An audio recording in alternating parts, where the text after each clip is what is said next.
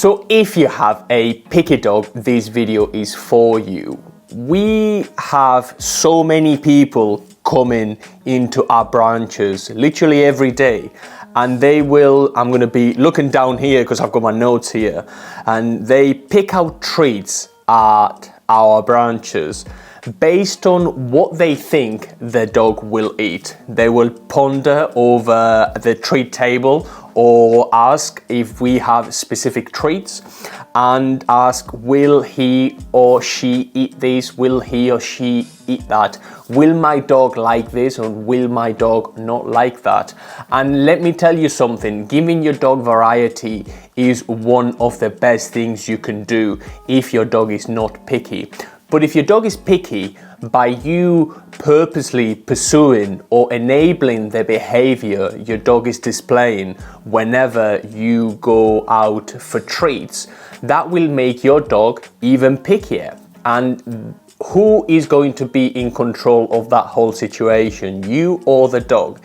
If you are really having to pick out the treats you think your dog will eat or not eat, then you are really enabling that behavior, really. So the one thing I want you to take away is that, yes, if your dog is not picky at all, giving your dog variety is incredible. But if your dog is picky, the worst thing you can do is try to tailor the food, the treats, and give the dog what the dog wants. You give the dog what you want because you are in control of your dog.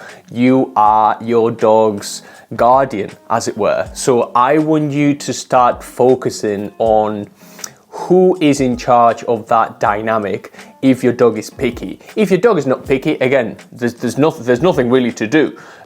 Give your dog a lot of variety, give your dog plenty of treats, plenty of different foods, plenty of different proteins, and that should be okay. But so many people come to our branches or ask for advice when it comes to their dogs being fussy, or when it comes to their dogs not wanting this or not liking that. And the one underlying theme is that they are basically asking for trouble because they are having to change the treats and the food every so often because of their dog, not because they want to do it, because their dogs want to do it. And it's not just one particular treat or one particular food, it's literally everything. It's literally, well, my dog will not eat if I don't hand feed the food to him, or if I don't give him cooked chicken first, or if I don't give him table scraps or whatever. So if you have a picky dog, my suggestion to you is a bit of tough love. Make things time limited. Don't give the dog anything apart from their food, and you will hopefully have a much happier dog, and you will be in charge of the whole dynamic. Point number 2, I had a customer with a great German Shepherd, beautiful dog, and the dog had a recurring sensitive stomach. We did a little digging, me and this customer, but the customer, as it is often with these cases, only said they feed cooked chicken, which is not a complete diet. If you have any dog and you just give the dog chicken, or you just give the dog this and this, that's not a complete diet. If you are going to DIY the food for your dog, you should try to mimic, you should try to replicate what the dog needs or what the dog would eat if they were left to their own devices. And that is the 80-10-10 formula, give or take, where 80% is lean meat coming from good sources, 5% of their 10% is offal, 5% is liver, and 10% is bone, and bone is a fundamental part of your dog's diet. So 80-10-10, 80% meat, 10% offal, of which 5% is liver, and then 10% bone. So you should try to replicate that as much as possible, whether you feed your dog a kibble or whether you feed your dog chicken and whatever you want to feed your dog. But it is important that you give your dog everything they need and not just chicken or not just egg or not just this or not just that. Anyway, I noticed she put a few different treats in the basket and she checked out. So my sense with this dog and a lot of dogs that have a sensitive stomach is that because you want to give your dog this treat, that treat, or the other treat, you are providing unconsciously your dog with different protein sources, and one of those protein sources is going to make your dog's sensitive stomach worse. So my suggestion to you is to put the dog on a single protein food. Find the food that works for your dog, whether that protein is chicken or beef or salmon, which is full of omega-3s, anti-inflammatories. Anything with salmon tends to be good. Try to go for low glycemic carbohydrates, something like sweet potato or butternut squash, for example, and just stick to that single protein food. The problem whenever you start giving the dog multiple treats and multiple things is that you cannot then assess what's working and what's not working. So let's say we have a dog with a sensitive stomach and we find out that lamb is okay. We feed the dog a single protein food, which is a lamb protein, and that's okay. And the lamb kibble in this occasion has a bit of sweet potato in it, which is okay as well. Any treats I give the dog should should replicate the same ingredients I am already giving the dog. So if I'm giving the dog lamb treats, I'm gonna find some single protein lamb treats to give my dog because I know my dog is okay on that protein. If I give my dog a lamb-based kibble, which is okay for my dog, but I then start giving my dog something with chicken and now sea bass, and now I give the dog beef or chicken or turkey, then the dog is getting too many proteins and you go into these loops and you don't end up solving the problem. So feed the dog a single protein food. The treats should match the food, and then try to add a single protein at a time. Try not to mix and match. That's my advice if you have a dog with a sensitive stomach. From Instagram, overweight dogs frustrate me so much because the owner is in complete control of the situation. I did a video on why you should not let your dog get obese, why you should not get your dog get overweight, and I could not agree more with this statement, really, this comment from this viewer. Your dog cannot decide for themselves, so please don't let your dog get fat. That has huge pernicious ramifications. Obesity, diabetes, then it goes into pancreatitis. We have all sorts of problems with dogs these days. The amount of dogs with hip dysplasia, for example, is off the charts, and it's because of the diets. It's because of the ultra processed diets that we give our dogs all the time. So try not to give your dog too much food. Try not to let your dog get too fat, and your dog will really be a lot happier. Try to slim down that dog. Honestly, the dog will be a lot happier. It's just so much better. So yes. Another question. My dog takes a monthly pill. Another question. My dog takes a monthly pill for fleas, ticks, roundworms and heartworms because she eats other dogs' poop, and she also eats rice because I make her food. Two-part question. First of all, you can do whatever you want with your dog, and that is absolutely fine. I do not, I do have an opinion, but you can do whatever you want. You may agree or disagree with my opinion, and that is your prerogative. My dog takes a monthly pill for fleas, ticks and other roundworms. Dogs do not need monthly flea and tick and worm subscriptions or tablets. That puts unnecessary pressure on the dog's liver, it puts unnecessary pressure on the dog's kidneys, and it's not necessary. Medicine should only be applied if you see the need for the medicine to be applied. I'm not against medicine, and I think you should give your dog a flea treatment if you see the fleas, because that will get rid of the fleas. It's just a bit like paracetamol. If you have a headache, then you will take a paracetamol, but you do not take a daily paracetamol with the hopes to steer away that headache. This would be exactly the same. So I wouldn't give my dog monthly pills for anything unless I see the problems. And then she also eats rice because I make her food. Dogs have no dietary requirement for carbohydrates, let alone rice. If you look at your dog's mouth, it cannot chew. They cannot chew food. They only open their jaws up and down, and they are designed to chomp on meat and bone. If you look at the incisors, the canines, those are incisors. They are literally made to puncture food. They are not designed to masticate. They cannot masticate. Same with their canine molars.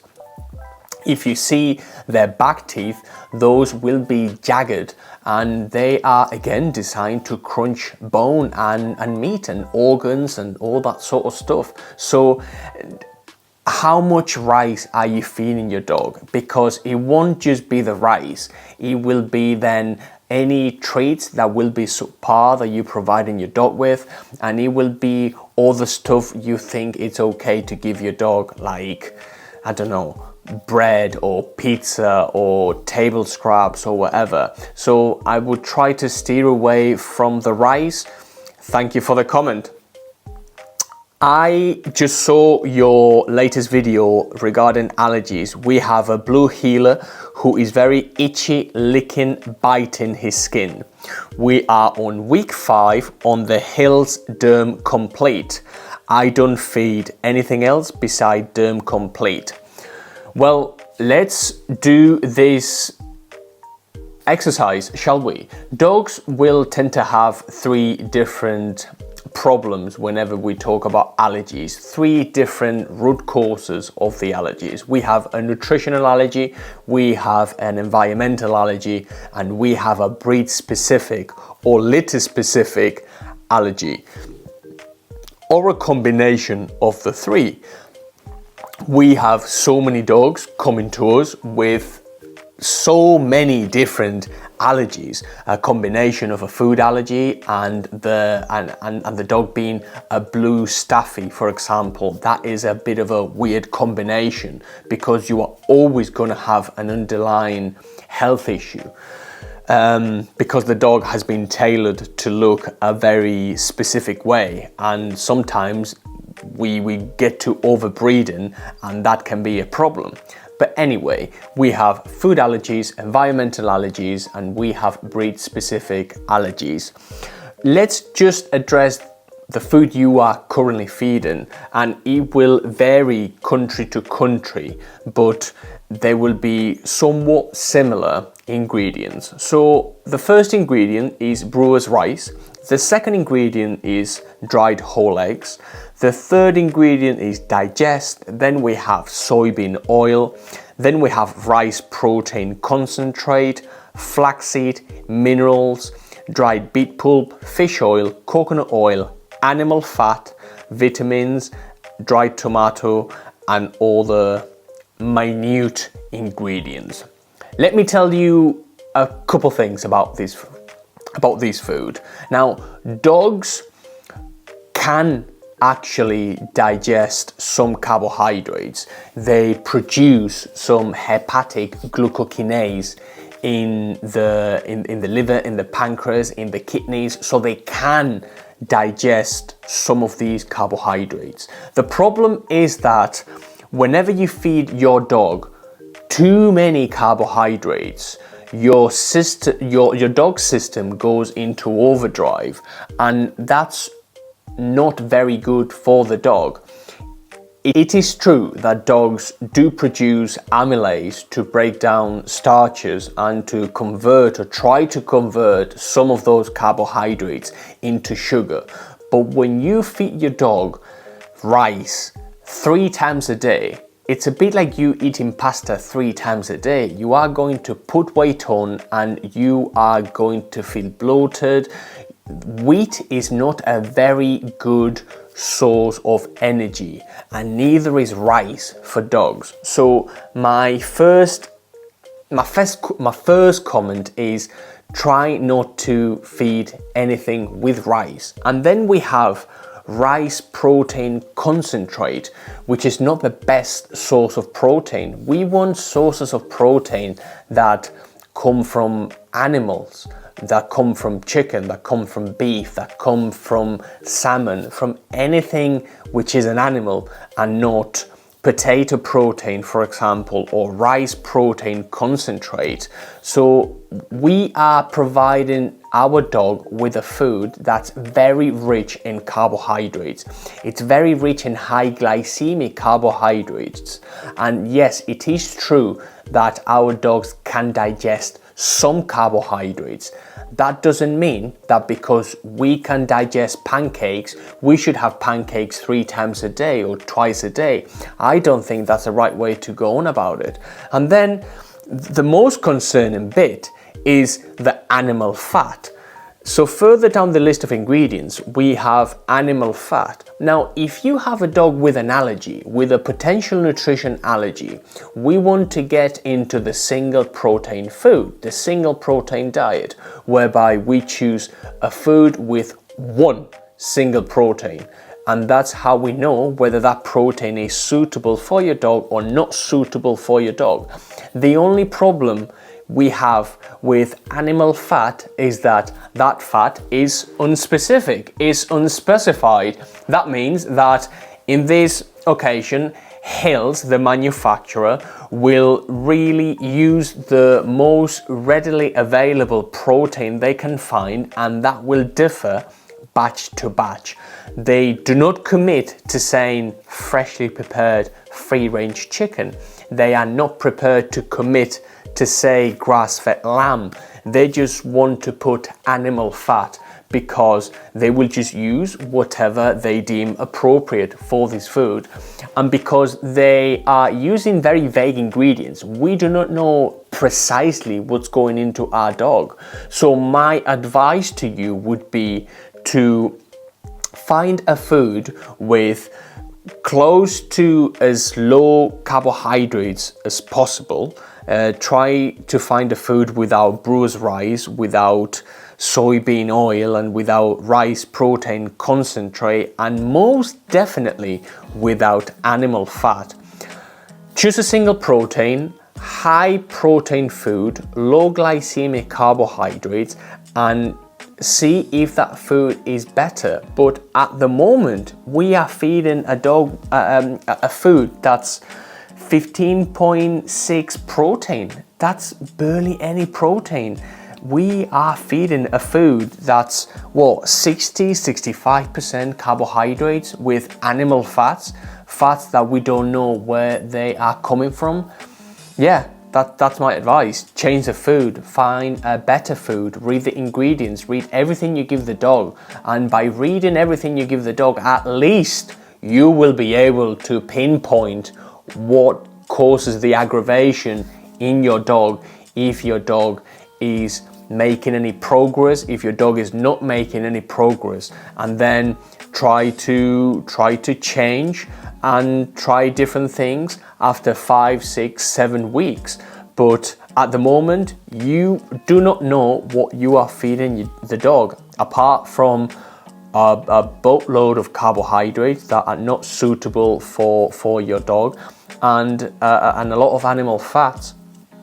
In any case, if you have a question, please let us know. Please comment below. follow us on Instagram, follow us on Facebook. If you ask any questions whatsoever, we will add them to the week's podcast and to the week's media, and we will answer them. So thank you very much for watching and for listening, and I will see you in the next one.